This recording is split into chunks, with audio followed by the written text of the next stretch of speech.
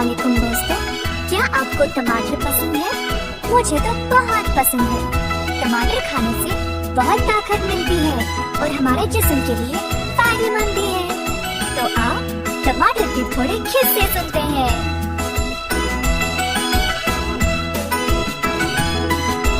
आहा टमाटर, टमाटर, वाह टमाटर बड़ा मजेदार। आहा टमाटर, टमाटर, वाह